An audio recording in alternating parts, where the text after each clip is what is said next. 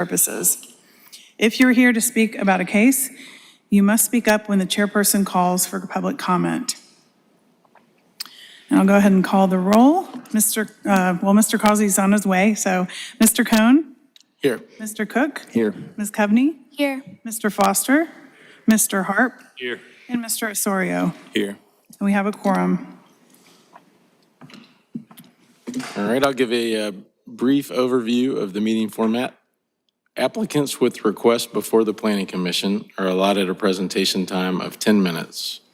This time should include, but is not limited to, an overview of the project, case history, and any pertinent meetings held regarding the request. The time also includes persons presenting information on behalf of the applicant, such as attorneys, engineers, and architects. The time limit does not include any questions asked by the Planning Commission or staff regarding request. During the public comment period, members of the general public are given the opportunity to address their concerns in intervals of 2 minutes. And after the public comment period, applicants may have 5 minutes to respond.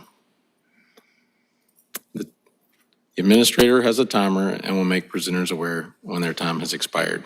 And the Planning Commission reserves the right to amend these procedures on a case-by-case basis. Having gone through that, is the agenda as stands, or are there any changes to it? There's been one change since publication. Case number 7, which was a zoning text amendment TA-2025-0014, has been deferred. All right.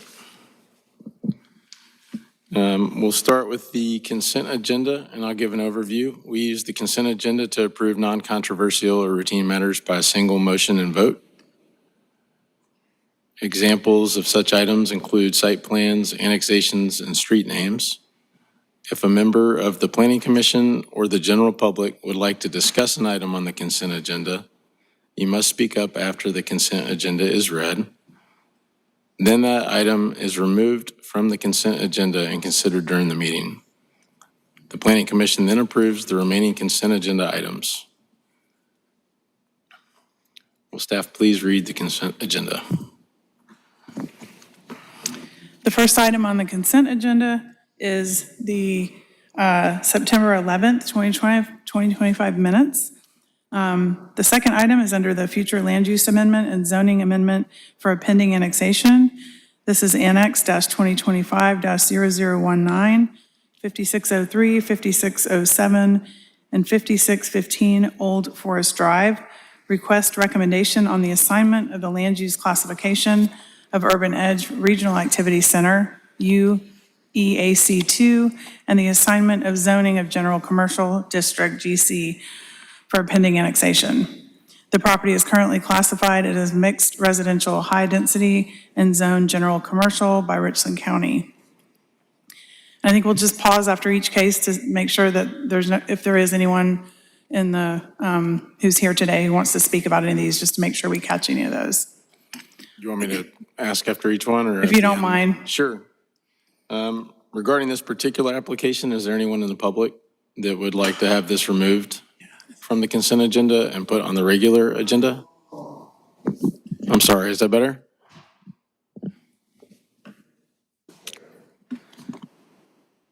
I don't want to be too loud. Can you hear me any better?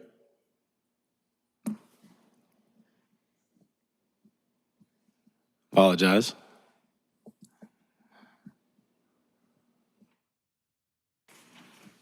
Usually it's too loud when I'm talking on this thing. Well, for this particular case, is there anyone in the public that would like to have that put on the regular agenda and taken off consent?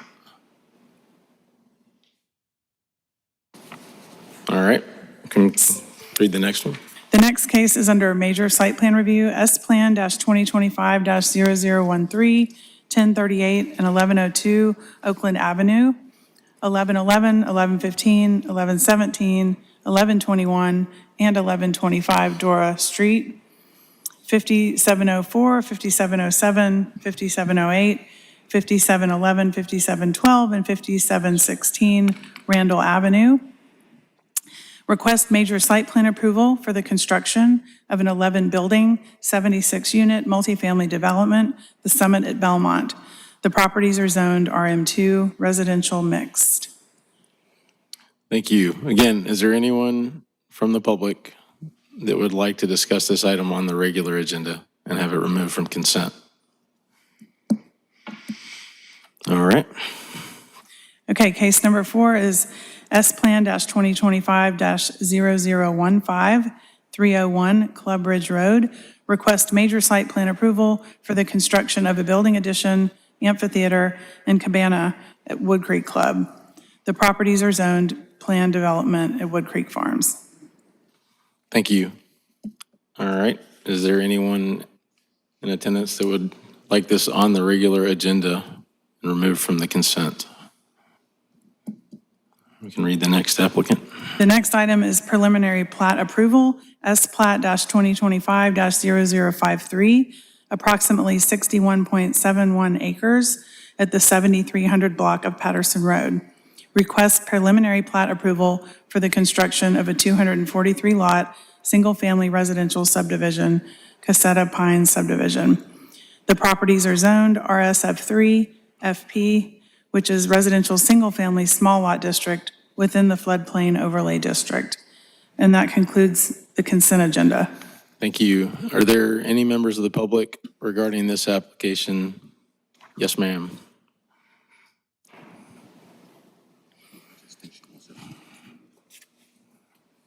Would you mind telling us your name and Coralie Swink? Thank you.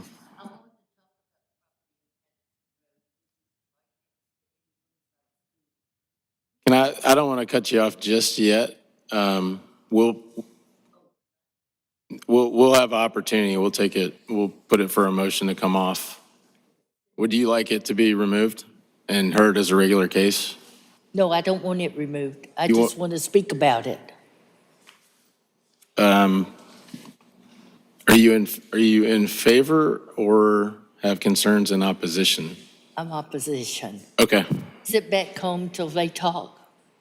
This is an opportunity just to request taking it off of the consent agenda, and then we can present it as a regular case if that's what you would like to hear. I don't know which way we're going. I'll motion to take it off the consent agenda. Okay, yeah, so we'll let you come back up. Mr. McDowell? Yes, ma'am. Okay. Thank you. Sorry for being confusing. Have one, is there anyone else from the public that has an interest in this case coming off the consent agenda? All right, we have a request. I have a motion currently and a second. All those in favor to remove this from the consent agenda and place it on the regular signify by saying aye. Aye. Any opposed? All right, so we will move case number 5 to the regular agenda. And then, having done that, can I get a motion for the minutes and the other items on the consent agenda? Mr. Chairman, I'd like to make a motion to approve the September 2025 minutes, as well as today's consent agenda, less item number 5. Thank you. We've got a motion. Can I get a second? Second. Got a motion and a second. All those in favor signify by saying aye. Aye. Any opposed? All right. Motion passes. Do we want to do that case first? Okay. So I think that's a good idea. If we could just read through the, regular agenda.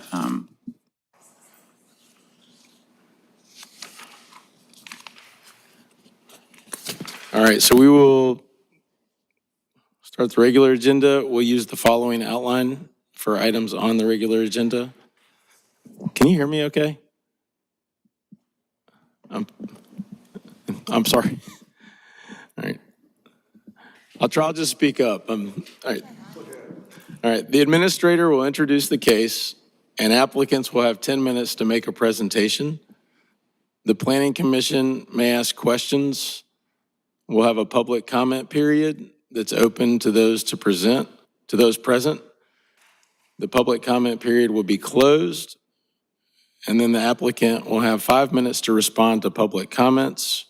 The Planning Commission may ask additional questions of the applicant. Then we'll have a deliberation and take action. All right. That brings us to item number 5, which is 61.71 acres. Parcel located on the east side of Patterson Road near the intersection of Trinity Drive. The proposed subdivision will contain 243 detached single-family residences with an average lot size of 5,500 square feet. A portion of the site will be preserved as common area due to wetlands, open space, and tree canopy retention requirements. In addition, the subdivision will contain an amenity area for residents. The amenity area will include a pool, community building, and associated parking. In accordance with Section 17-25J6 of the Unified Development Ordinance, the Planning Commission shall approve a preliminary plat application upon finding that the proposed preliminary plat is in substantial conformity with the approved sketch plan and complies with standards in Article 6 of the Land Development Regulations, any other applicable standards in the ordinance, and any other applicable city ordinances and regulations. Staff has reviewed the preliminary plat and determined that it is in substantial conformance with the approved sketch plan. Should the Planning Commission be inclined to grant approval of the preliminary plat, staff would ask that the commission grant approval subject to staff comments contained in the case summary. And I believe the applicant is present and can explain their case further. Thank you. Is the applicant here? Thank you.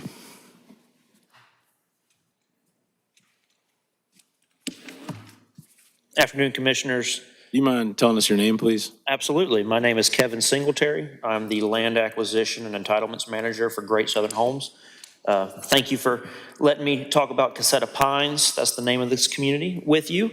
I also have with me, if there are questions that you have later that I'm unable to answer, Josh Rabin with CEC. They're the engineers on this project.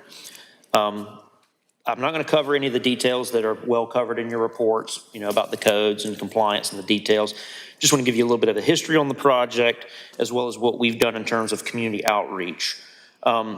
We've had this property under contract since September of last year.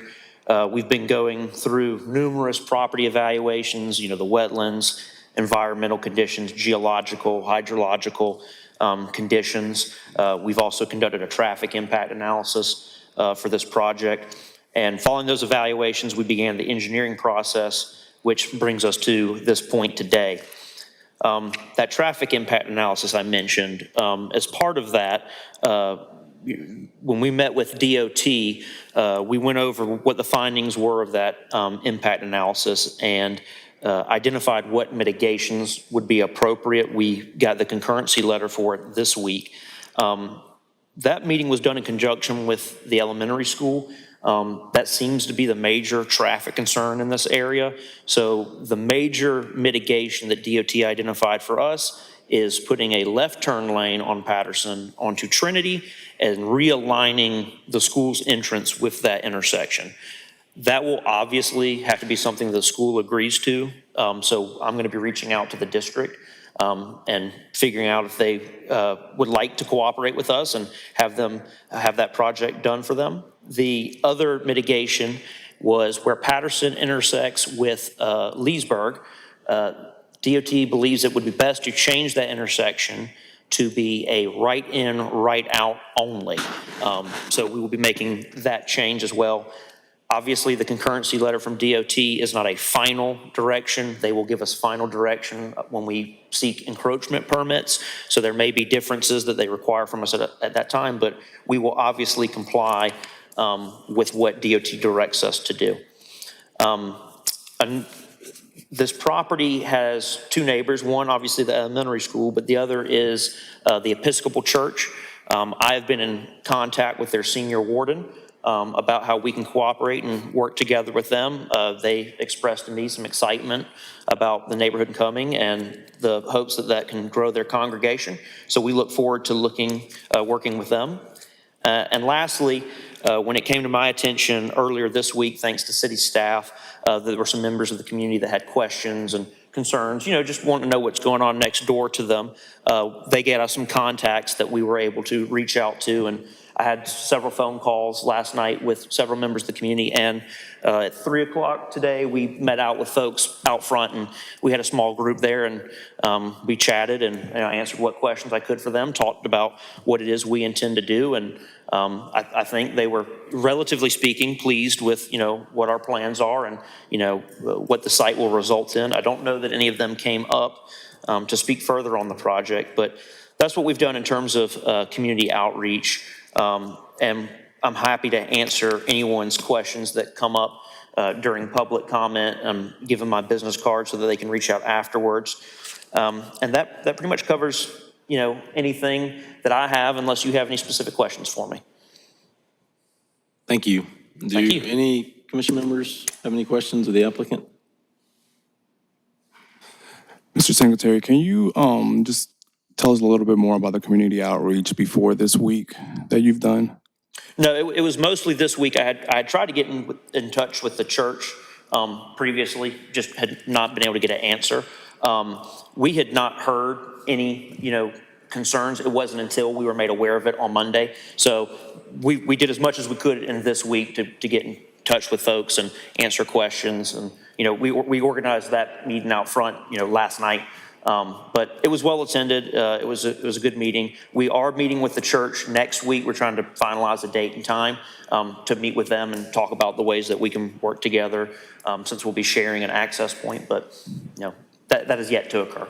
Okay. Have you attempted to contact any of the neighboring neighborhood associations?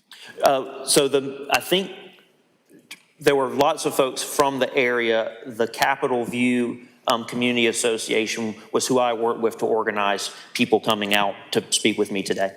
Okay, and just separately, the solution with the school, if they don't agree to that for whatever reason, is there an alternative? That would be a question that DOT would ultimately have to answer.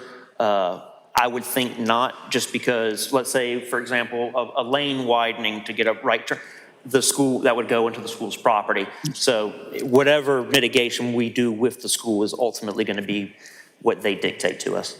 I understand. Thank you. Thank you. I have a question too.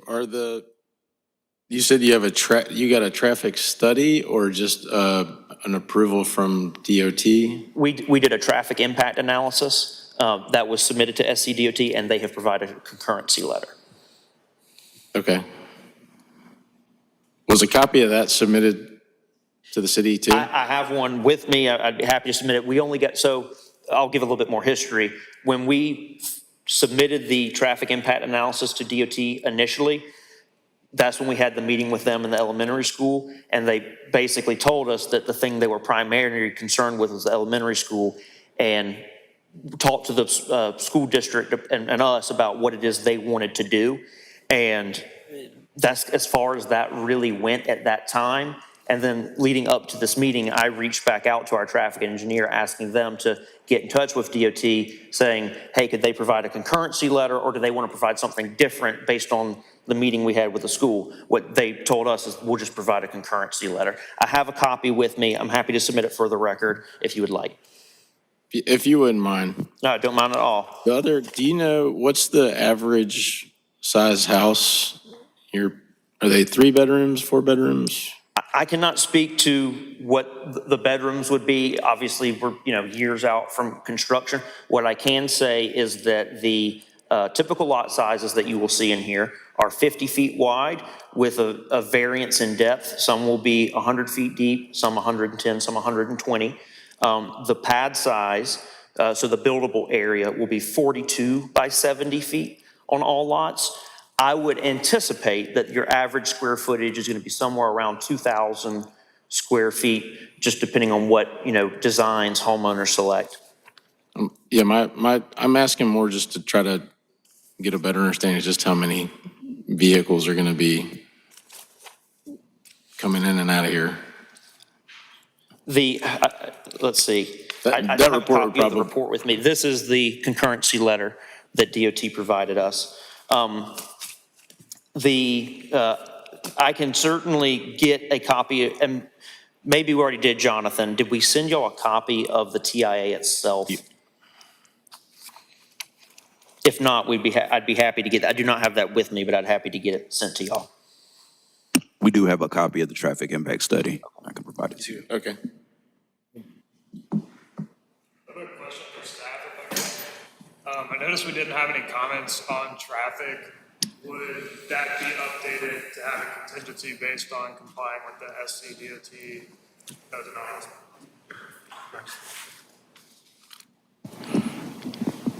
Oh, all right. That's my first meeting. Thank you. I noticed that staff did not have any comments related to traffic. Would it be updated with the contingency that they apply with SCDOT mitigations that have been recommended? Traffic has looked at the, traffic has reviewed the traffic impact study that was provided to us. The commission, when they grant approval, if they grant approval, could condition approval subject to compliance with the traffic implementation of the requirements of the traffic impact study. Thank you. I have a question for the applicant. Since you got the email response September 17th, what has been your progress on the recommendations from staff regarding the few forms that need to be submitted, such as your associated parking plan, your green building standards, your sewer plans? If I may, I'll have our engineer, Josh Rabin, come and answer those specific details. Hi, my name is Josh Rabin with CEC. So to your question, so the procedural process with the city, I guess we're at kind of step 2 of 3. The first step was just the initial sketch plan that staff reviews. And then the checklist for preliminary plat approval that y'all review and approve is essentially a 60% set of drawings. And so once this is approved, we are working on staff recommendations on water, sewer. And then once we get past this stage, it will then be submitted to the city for water, sewer, stormwater approval for the permits to actually construct. So that will be another submission subsequent to this stage. And at that point, we'll have to address any comments that city staff for water, sewer, storm provides before we get permitted to actually begin the project. Thank you. Anything else while I'm up here? I think we're all right. Any commission members have any other questions for the applicant or staff at the moment? All right, thanks. Are there any members of the public that would like to speak regarding this? Thank you.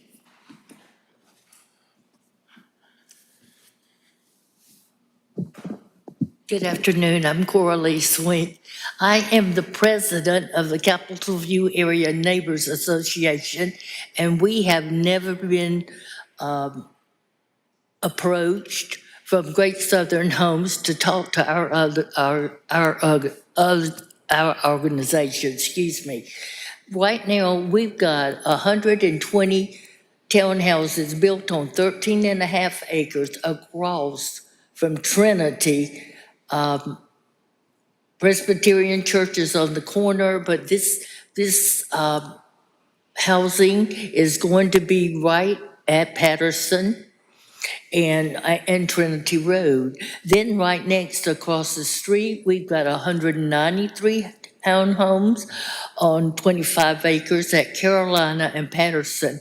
We do not have enough road space for all these houses. Not that we don't need them or want them, but surrounding Annie Burnside School in the afternoon, Patterson Road is closed on one lane as parents are coming to pick up their children. You can't even go down Patterson Road. Going down Trinity goes to Greenlawn. Greenlawn goes into Gardner's Ferry Road. We just don't have the road to handle all these cars and things that are coming up. So that's all I've got to say right now. Thank you. Thank you. Any questions for me? Okay, thank you. Thank you. Are there any other members of the public who would like to speak for or against, in support of, or opposition to this application? All right, do you, Actually, I have a question for Yeah. the member of the public came up. Sorry, ma'am. I thought of it right after you left. would you mind coming back up, please? Thank you. As the president of the association, do you see there being a way where you guys would like the neighborhood to be there if you guys worked with the Great Southern Homes or anything? Are you opposed to anything being built there at all? No, ma'am, we wouldn't mind. We just wanted to know from Great Southern Homes, we didn't even know the construction. If they would come and talk to us and give us an idea of what they are planning, we'll be glad to say anything, but we just don't have the road for these homes to come. We've already got the 400 homes already. And you put 422 more homes there. Where are these cars going to park? Of course, they're going to build 3.5 bedroom home, 1-car garage, townhouses. But where are these cars going to go out? You know, we just can't handle all that unless they do something about the roads. Thank you. You're welcome.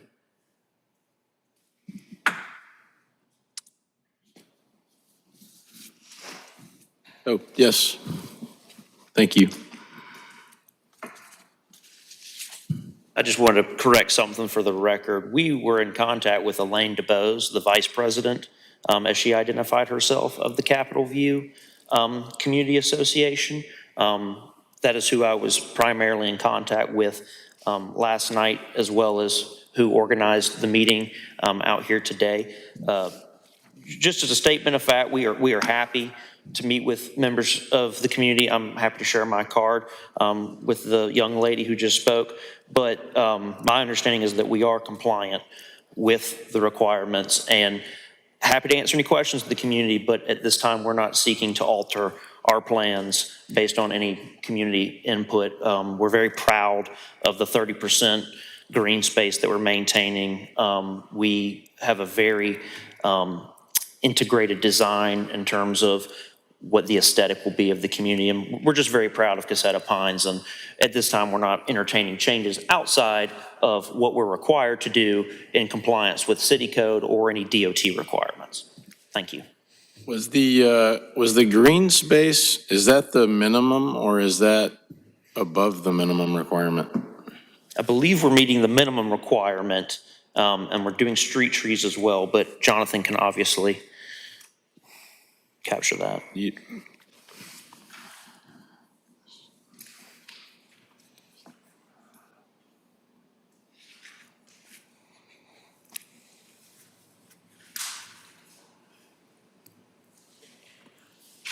I'm being told that we're above it from my engineers. Okay.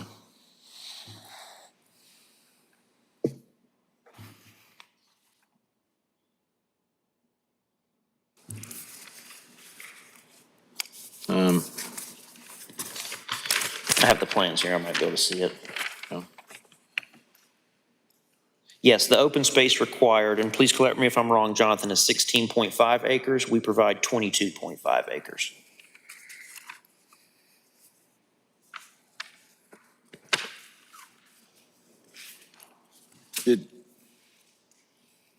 One of the other, how many phases are you planning? That will depend if we choose to self-develop or work with a third-party developer.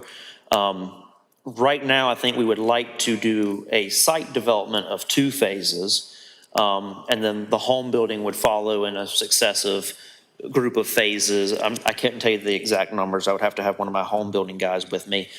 And anything I tell you today is ultimately going to be speculative to, what market conditions we're encountering at the time of development. But I think we're looking at either 2 to 3 phases of land development, and you would probably see home building phases of approximately 20 to 40 homes over a period of time. Sales pace is going to dictate a lot of that.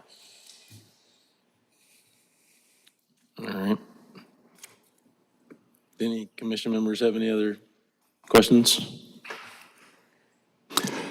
Mr. Chair, I just want to add, I think there's a lot of questions that are still pending that we don't have answers to right now, such as the school approving that turning lane that I'd like to just have confirmation for before we move forward with this. But in addition to that, I always find it concerning when we make any type of decisions here where the community seems to not have been involved leading up to it.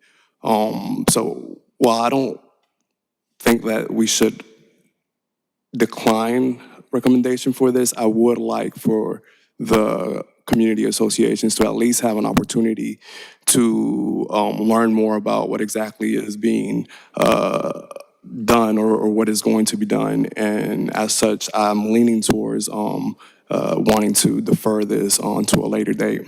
Thank you. Thank you. I think I would also maybe add, we've had similar instances where the density that's been requested is like this, and we've asked people to consider making some adjustments to lessen the impact and maybe make the green areas not to the minimum.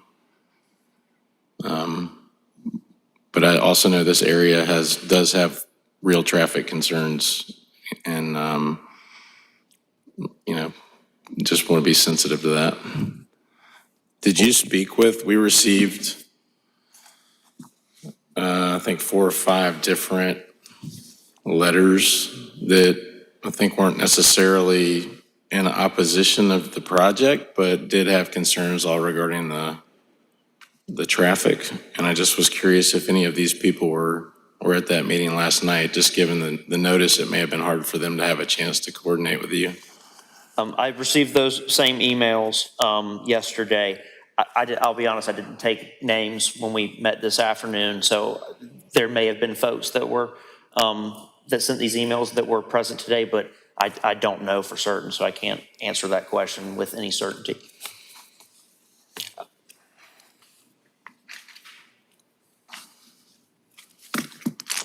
So, yeah, one of the things that we did, and we were notified that a lot of the emails are coming in after the agenda was posted, and it was on the consent agenda, and saw the several stories in the local media.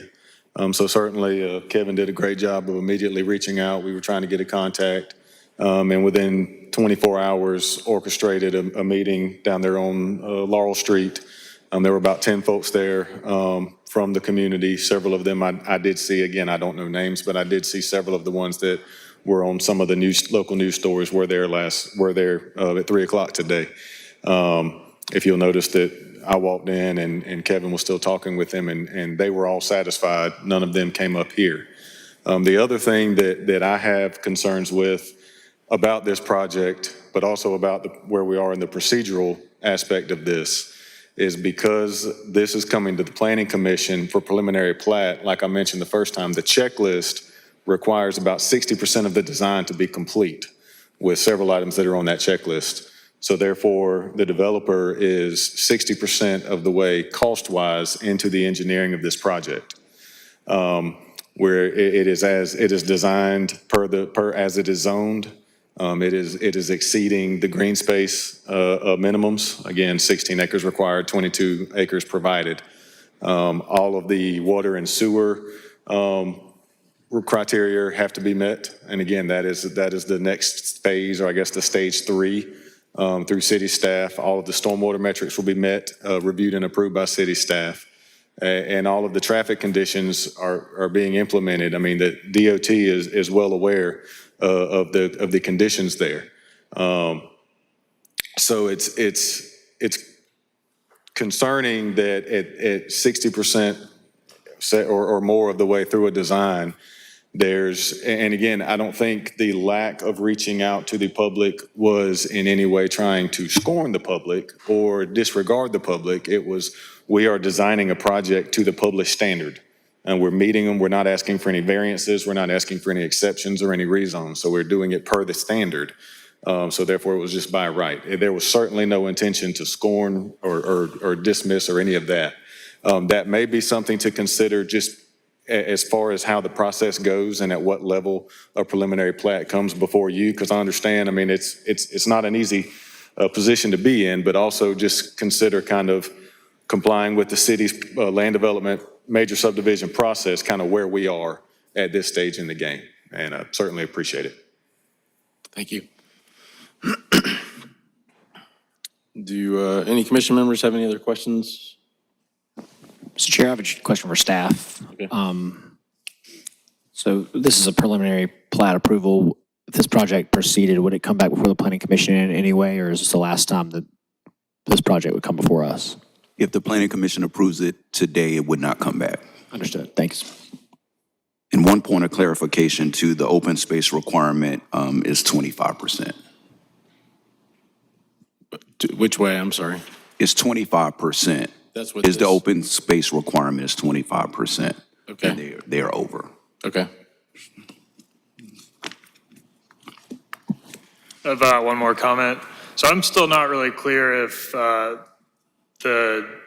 mitigations that are being recommended by SCDOT, are they required to be completed for this project to move forward? It's DOT-owned roads, so DOT will determine what has to be done on their road. So if the planning commission has concerns with that, you could make the recommendation or make a condition that the mitigation required in the traffic impact study and required by SCDOT be implemented. Okay, because the public input I saw, most of them were asking about traffic. And this is the first time I've seen the traffic study. So I haven't had a chance to take a look at it, but could you summarize the conclusions of it? Yes, right. The conclusion, so a separate traffic engineer actually completed the study. We're the site development engineer. But yes, just like we mentioned, there will be further submittals to the city for water and sewer permitting and land development stormwater. Same thing, each one of those two access points onto Patterson Road, those access drives will have to have an encroachment permit from SCDOT. And the SCDOT can tie the mitigation of their, so we have the concurrence letter where the DOT identified the mitigation, and that was just received yesterday, I believe it was. We'll get that to Mr. Chambers. But there's a concurrence letter outlining those recommendations that is on file, and so they can basically, in their approval, and they have done this, in their encroachment permit approvals, that is a condition of the encroachment approval that these mitigations have to be complete as well. Do any of those affect the locations of the entry and exit ways? No, sir. Okay. Thank you for clarifying. Absolutely. All right. Any further questions? I have a question for staff. What is the process can you just confirm, there's a process where the city will follow up to make sure the applicant meets all the comments if we approve with staff comments? That is correct. Prior to permitting, we would make sure that all the comments have been addressed. Thank you. Mr. Chair, my only concern here is that there's two entrances surrounding the school. I don't know that we have, if it's in our purview to me, if my kids were going to that school, I wouldn't want people whipping a left out of there at 7:30 in the morning on a rush to work. But I don't know that it's in our purview to demand traffic lights. Is that something that DOT will address? Do we have confidence in that? Is that really in our purview of approving this? It's not really, it's more of a comment than a question, I guess, but. No, I have similar sentiments. I think that falls in the realm of DOT.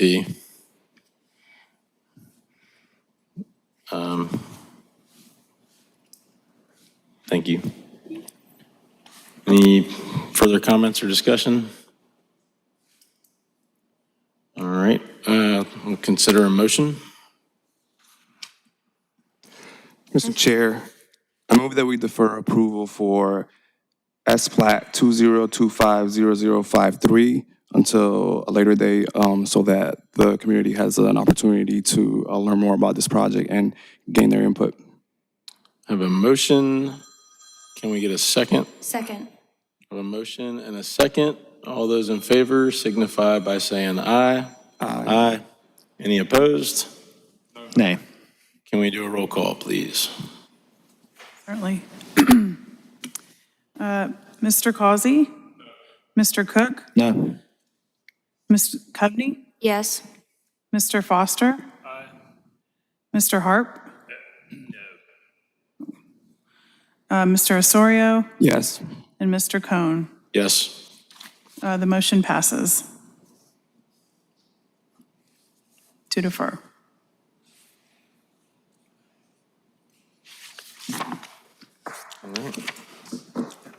A question for staff. With the deferral, the next time it comes along, any items that have been submitted by the applicant, will they be included again, or will it be the same?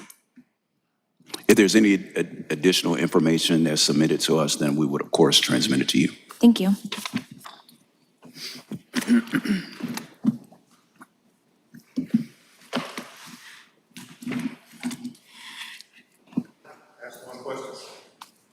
Yes. You- With the motion being made to defer, I assume, next month, what do you want to see? For me personally, I think it would be to see a little bit more clarity around the traffic impact. Okay, we can. Sound like provide- there were some approvals that just came. Yeah, and we can provide that. I Okay. guess from a public outreach point, is there something specific that you're looking for? For me, it's just concerning that you mentioned you were 60% of the way on this, and the community seems to not have heard about this until this week, which I'm assuming is because either it was in the news or whatever it may be. So it just felt like, And that's what I was talking about, being that's kind of the city procedure, that we're just following the procedure, but we'd certainly go do that. But I guess, is it just having another meeting? Is there a certain documentation? What is it that, because we don't want to have another deferral. So what is it that we can do to get you the comfort level you're looking for? again, I want to make sure that they have an opportunity more than a day to talk it over with you all. And again, next time, if they're still not in favor of it, that'll be a different story. But it just seems like they just found out about this, and this is a pretty large project that wouldn't be coming back to us. So I'd like for them to have the opportunity before we make a decision on it. Yes, sir. Thank you for the clarification. Thank you. Thanks. All right, the next applicant.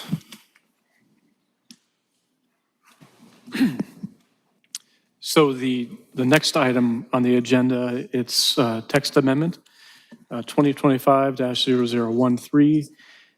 And this is a request for a recommendation to amend the Unified Development Ordinance, Chapter 17, Article 9, definitions and rules of measurement, Section 17-9.3A3A, household living uses, to clarify the definitions of townhome, multifamily, and two-family dwellings.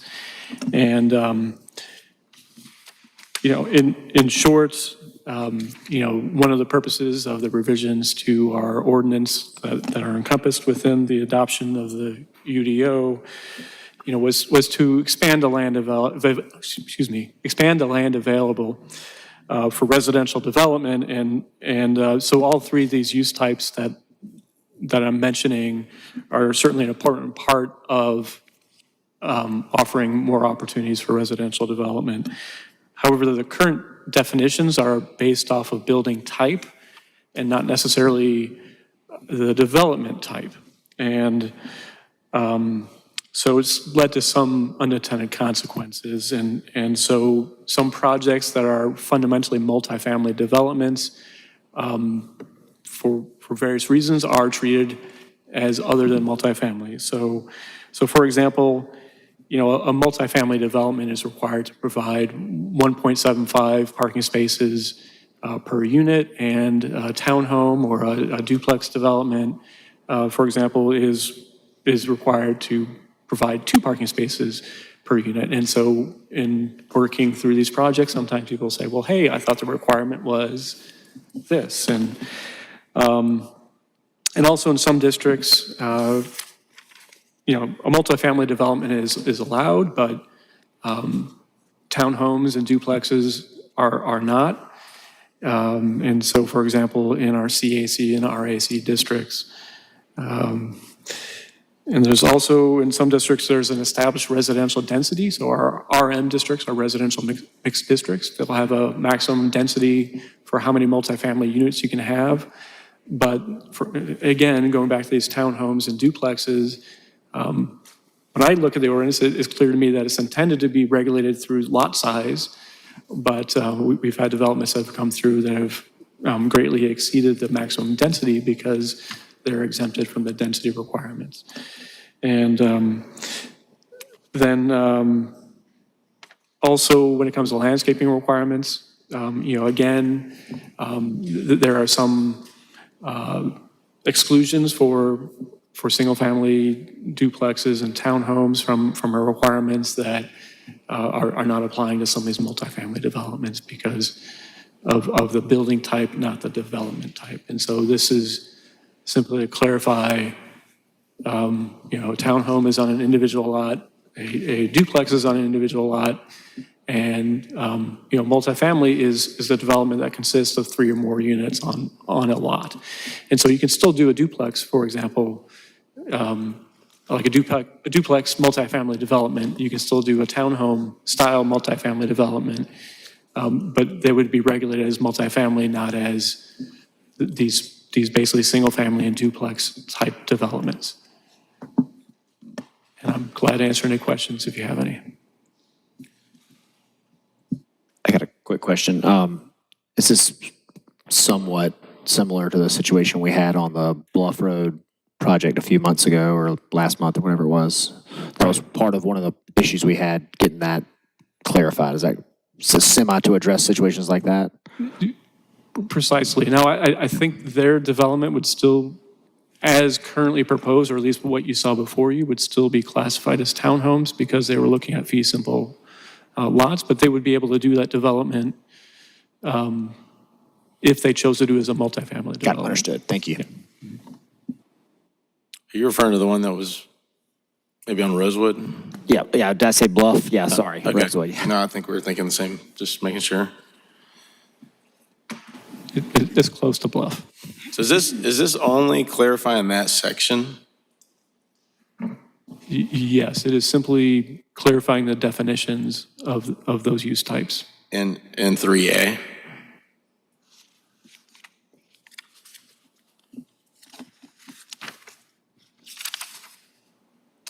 Well, right, so it would be the definitions and specifically within the definition section, it is 3A. And so it's Okay.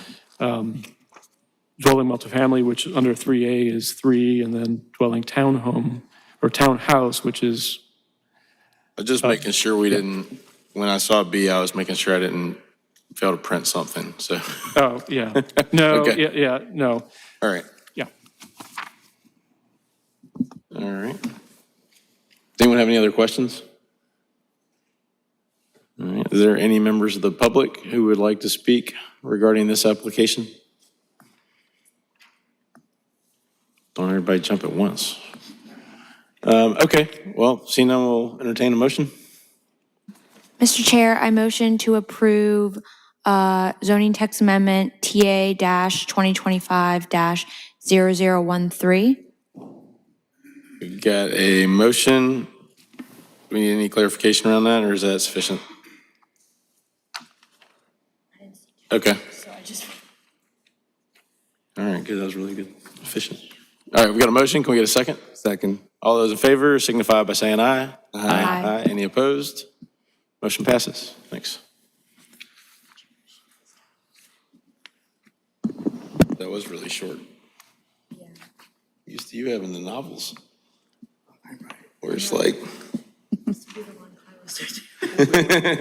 Yeah. Yeah.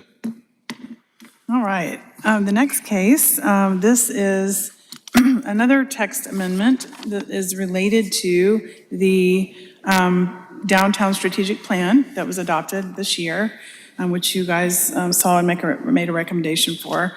It's a little bit long because there's a lot of sections, but basically this is to amend the Unified Development Ordinance, Chapter 17, Article 2, Administration, Section 17-2.3, Advisory and Decision-Making Bodies and Persons, Section E, the Design Development Review Commission, Section 17-2.5, Application-Specific Review Procedures and Decision Standards, Article 3, Zoning Districts, Section 17-3.7, Overlay Districts, and Article 5, Development Standards, Section 17-5.10, Signs, Article 9, Definitions and Rules of Measurement, Section 17-9.4, Definitions as related to the reconfiguration of the Design Development Review Commission.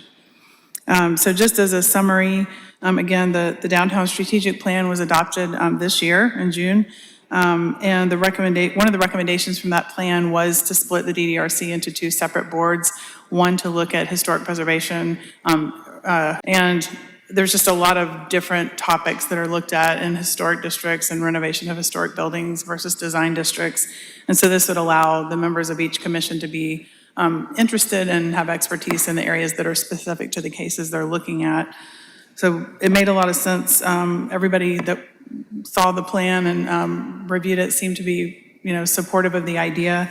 The proposal is that the Historic Preservation Design Review Commission would consist of 7 members. There's a few more spots that have specific expertise, and that the Urban Design Review Commission would have 5 members with different expertise. And those are listed, of course, in this is several pages, so I don't want to walk through every single change, but of course, if you all have questions, I'm happy to answer those. And I mean, looking back, when the DDRC was first formed from the Landmarks Commission, which had been around for a long time, in 1998, the DDRC was formed when we had our first urban design overlay district. At that time, we had 5 historic districts, 140 plus or minus landmarks, and the new city center design district at that time was the only urban design overlay.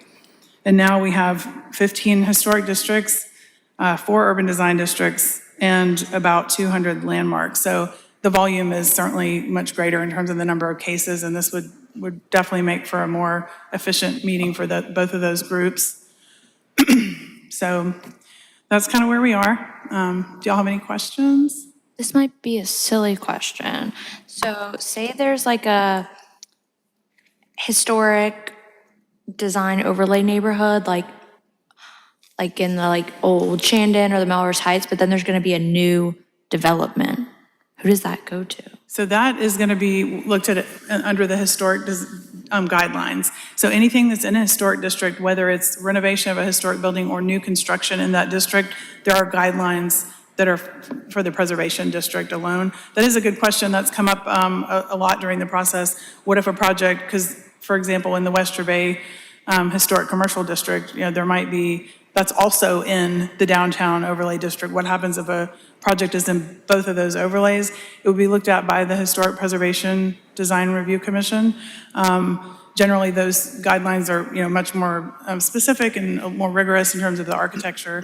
As you know, the design guidelines for the downtown overlay district that is going to be effective in January are very much focused on the public realm and how, where the building meets the street and all that stuff. So certainly those guidelines would be applied and looked at as a project review, but it would be done with urban design staff and the historic preservation staff and would just go to the Historic Preservation Review Commission, because we do want to make sure that projects don't have to go through an extra board. So that was certainly taken into consideration. Thank you. That was kind of, you started to answer my question. There's no case where a person would have to go through both of these boards. They would just be basically split. Correct. Go one or the other path. Correct. Yeah. Yes, sir.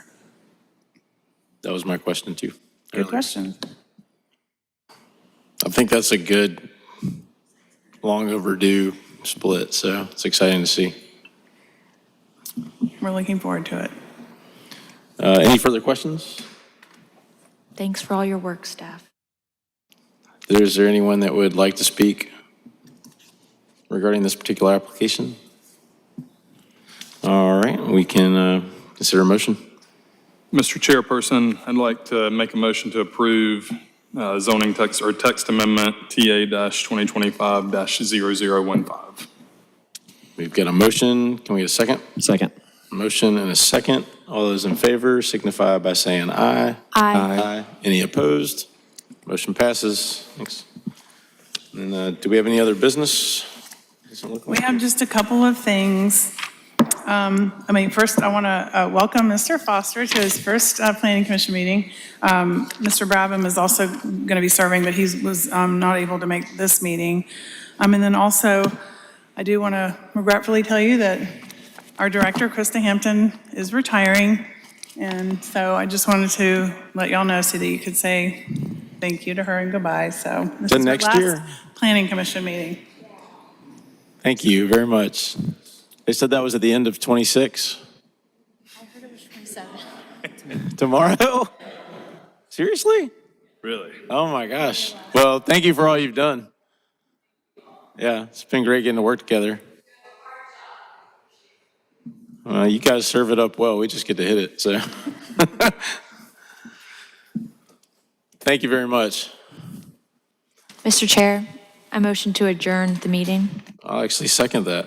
Second. Yeah. All those in favor? Aye. Aye. And on a good note.